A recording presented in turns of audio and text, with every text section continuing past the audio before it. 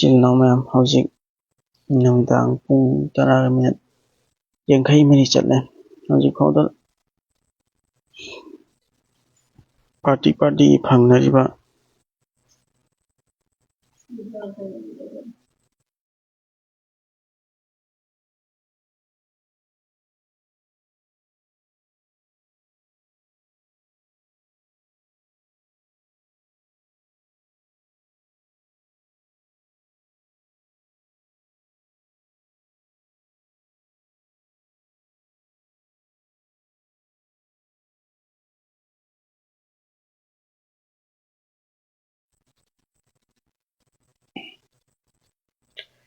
hawjik phawbada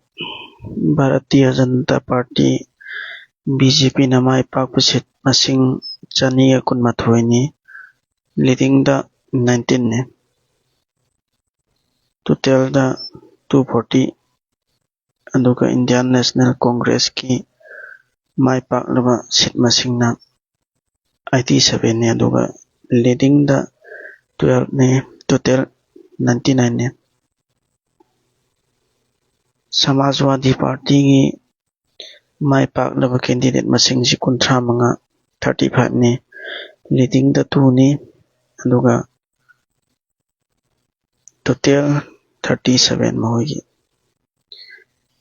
All India Trinamool Congress ki mai paklaba 19, leading da ama. DMK ki mai paklaba masing 13, aduga leading da 9. Telugu Desam ki mai paklaba candidate masing mai paklaba seat 10, aduga lead da 6 lere. Janata Dal United ki mai paklaba masing 12, aduga lead leite mage. Shiv Sena Uddhav Thackeray ki 6 mai pakle, aduga 3 lead lere. Nationalist Congress Party Sharad Chandra Pawar ki mai paklaba masing jina 3 ni, lead da 3 lei, aduga others da mai pakpa se 67. India Bloc kari yauragani ko sidagi others da lairiba 67 se, aduga lead na 5 ne.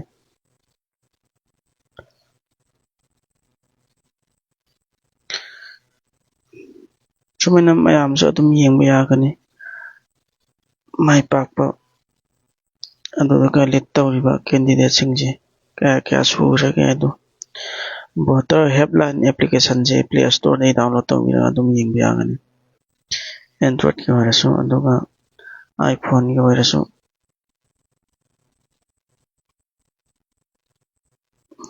Kena camera se focus tawdise.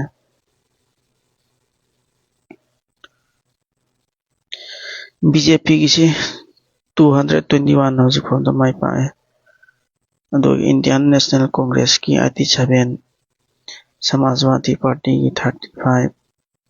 Trinamool Congress ki 28, DMK ki 14, Telugu Desam ki 10, Janata Dal United ki 12, Shiv Sena Uddhav Balasaheb Thackeray ki 6 sumain tawdana leire. BJP na yam chawna lead mai paklaga lead tawraga chatle hawjik phawda.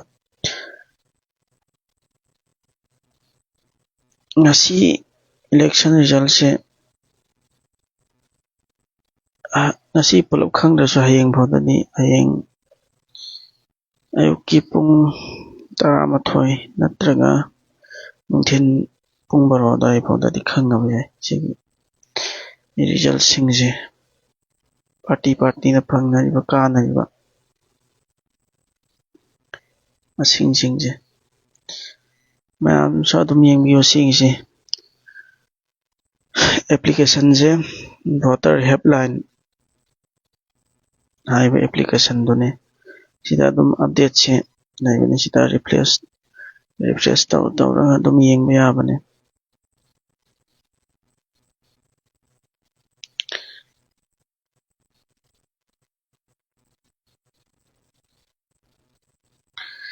ꯍꯧꯖꯤꯛ ꯅꯨꯃꯤꯗꯥꯡ ꯋꯥꯏꯔꯝꯒꯤ ꯑꯞꯗꯦꯠꯁꯤ ꯄꯤꯖꯔꯝꯒꯦꯅ ꯇꯧꯕꯅꯤꯗ ꯑꯗꯨꯒ ꯃꯅꯤꯄꯨꯔꯒꯤ ꯃꯥꯏ ꯄꯥꯛꯈ꯭ꯔꯕ ꯑꯣꯖꯥ ꯕꯤꯃꯣꯜ ꯂꯀꯣꯏꯖꯝ ꯑꯃꯗꯤ ꯃꯈꯣꯏ ꯑꯅꯤꯒꯤꯁꯨ ꯑꯃꯨꯛꯇꯪ ꯀꯌꯥꯝ ꯐꯪꯅꯈꯤꯕꯅꯣ ꯀꯌꯥꯝ ꯂꯤꯠ ꯇꯧꯈꯤꯕꯅꯣ ꯑꯗꯨ ꯑꯃꯨꯛꯇꯪ ꯌꯦꯡꯍꯟꯖꯔꯛꯀꯦ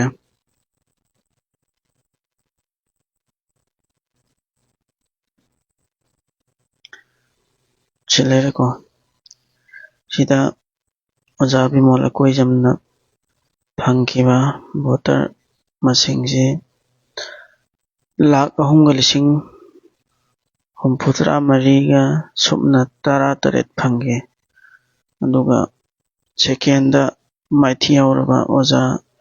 ꯊꯧꯅꯥꯎꯖꯝ ꯕꯁꯟꯇꯀꯨꯃꯥꯔꯒꯤ ꯐꯪꯈꯤꯕ ꯚꯣꯇꯔ ꯃꯁꯤꯡ 2,63,113 ꯑꯗꯨꯒ ꯍꯦꯟꯈꯤꯕꯁꯦ 1,09,900 ꯁꯨꯞꯅ ꯑꯃ ꯍꯦꯜꯂꯒ ꯃꯥꯏ ꯄꯥꯛꯄꯅꯤꯀꯣ ꯑꯣꯖꯥ ꯕꯤꯃꯣꯜ ꯂꯀꯣꯏꯖꯝꯅ ꯃꯥꯏ ꯄꯥꯛꯄꯁꯦ ꯈꯔ ꯀꯨꯏꯅ ꯊꯥꯔꯛꯑꯣ ꯚꯥꯏ ꯑꯩꯁꯦ ꯍꯛꯆꯥꯡ ꯅꯨꯡꯉꯥꯏꯇꯦ ꯀꯣꯛ ꯌꯥꯝ ꯅꯨꯡꯉꯥꯏꯇꯦ ꯀꯣꯛ ꯆꯤꯛꯑꯦ ꯉꯁꯤꯗꯤ ꯑꯗꯨꯅ ꯁꯤꯅ ꯏꯟꯅꯔ ꯃꯅꯤꯄꯨꯔꯒꯤ ꯂꯩꯔꯦ ꯖꯨꯝ ꯇꯧꯕ ꯌꯥꯗꯦ ꯌꯨꯝꯁꯦ ꯑꯝꯇꯪ ꯁꯦꯝꯗꯣꯛꯀꯦ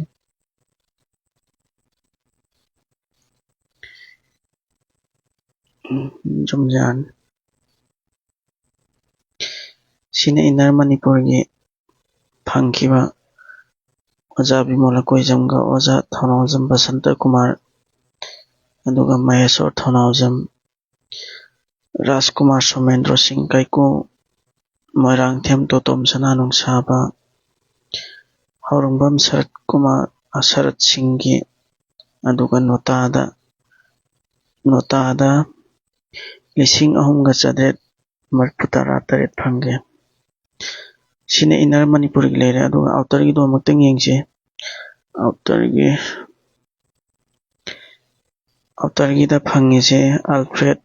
ꯀꯥꯉꯝ ꯑꯦꯁ ꯑꯥꯔꯊꯨꯔꯅ ꯐꯪꯉꯤꯁꯦ ꯚꯣꯠ ꯃꯁꯤꯡ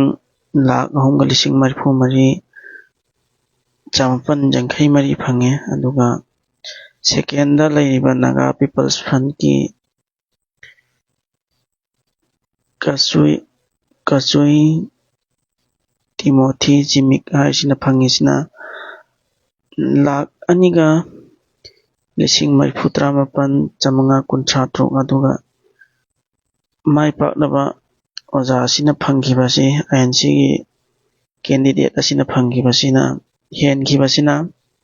35,919 ꯍꯦꯜꯂꯒ ꯃꯥꯏ ꯄꯥꯛꯈꯤꯕꯅꯤ ꯁꯤꯅꯤ ꯃꯅꯤꯄꯨꯔꯒꯤ ꯑꯣꯏꯅ ꯑꯞꯗꯦꯠ ꯂꯩꯔꯦ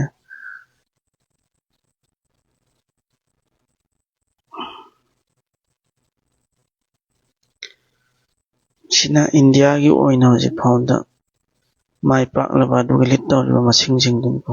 ꯏꯆꯤꯜ ꯏꯅꯥꯎꯁꯤꯡ ꯑꯗꯨꯝ ꯃꯁꯤꯒꯤ ꯑꯦꯄ꯭ꯂꯤꯀꯦꯁꯟꯁꯦ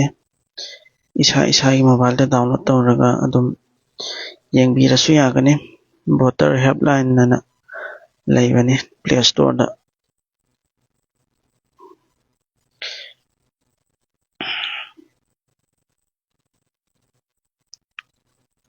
ꯁ꯭ꯇꯣꯔꯗ ꯁꯤ ꯂꯩꯔꯦꯀꯣ ꯁꯤꯗꯩ ꯚꯣꯇꯔ ꯍꯦꯜꯞꯂꯥꯏꯟ ꯂꯩꯁꯦ ꯁꯤꯒꯤ ꯑꯦꯄ꯭ꯂꯤꯀꯦꯁꯟꯁꯤꯅ ꯁꯤ ꯏꯟꯁꯇꯣꯜ ꯇꯧꯔꯒ ꯑꯗꯨꯝ ꯌꯦꯡꯕ ꯌꯥꯕꯅꯤ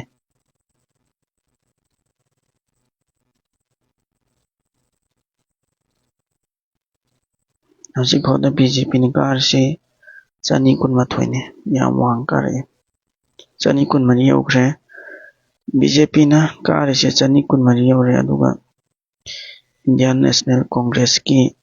INCꯅ ꯀꯥꯔꯤꯁꯦ 88ꯅꯦ ꯂꯤꯗꯤꯡ BJPꯒꯤ 16 INCꯒꯤ 11 ꯁꯨꯃꯥꯏꯅ ꯂꯩꯔꯦ ꯍꯧꯖꯤꯛ ꯅꯨꯡꯗꯥꯡ ꯋꯥꯏꯔꯝ ꯐꯥꯎꯒꯤ ꯑꯞꯗꯦꯠꯇ ꯁꯤ ꯍꯌꯦꯡ ꯌꯧꯗ꯭ꯔꯁꯨ ꯑꯗꯨꯝ ꯂꯣꯏꯒꯗꯧ ꯃꯥꯟꯁꯤꯜꯂꯛꯑꯦꯗ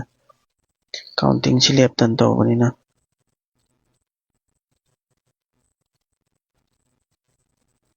ꯃꯌꯥꯝ ꯂꯥꯏꯚꯁꯤ ꯂꯣꯏꯁꯤꯟꯖꯔꯒꯦ ꯍꯛꯆꯥꯡ ꯌꯥꯝ ꯅꯨꯡꯉꯥꯏꯇꯦ ꯉꯁꯤꯗꯤ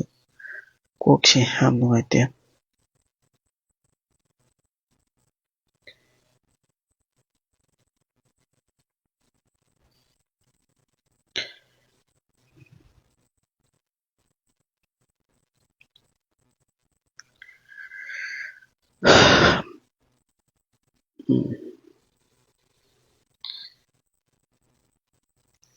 ꯑꯣꯖꯥ ꯕꯤꯃꯣꯜ ꯑꯀꯣꯏꯖꯝꯅ ꯂꯥꯈ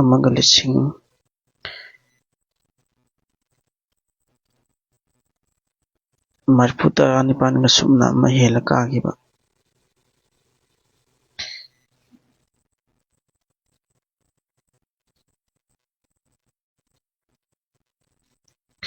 ꯀꯩꯅꯣ ꯇꯧꯔꯤꯁꯦ